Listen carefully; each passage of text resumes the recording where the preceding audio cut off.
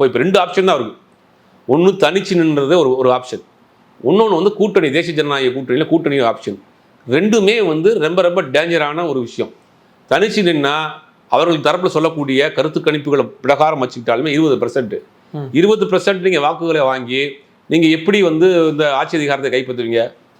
குறைந்தபட்சம் 35% வேணும், 35% வேணும். ஒரு சட்டமன்ற உறுப்பினராக வெற்றி பெறுவதற்கு கூட 35% வாக்கு வேணும்.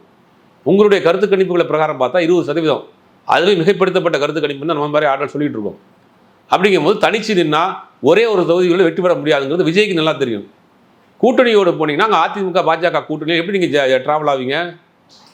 ஆல்ரெடி இந்த கொள்கை எதிரின்னு சொல்லிட்டு நீங்கள் பாஜக கூட்டணி வச்சிங்கன்னா ஒரு தேர்தலை கூட சந்திக்கிறதுக்கு முன்னாடியே தன் கொள்கை இழந்த ஒரு கட்சியாக தமிழ்நாட்டில் அவமானப்பட்டு அரசியலிருந்து விலகக்கூடிய சூழ்நிலை விஜய்க்கு வந்துடும். ரொம்ப முக்கியமான விஷயம். தமிழ்நாட்டில் அவமானப்பட்டு அரசியலிலிருந்து விலகக்கூடிய சூழ்நிலை வந்துடும். தனிச்சு நின்னா கௌரவமாக அரசியல் விட்டு போயிடலாம்.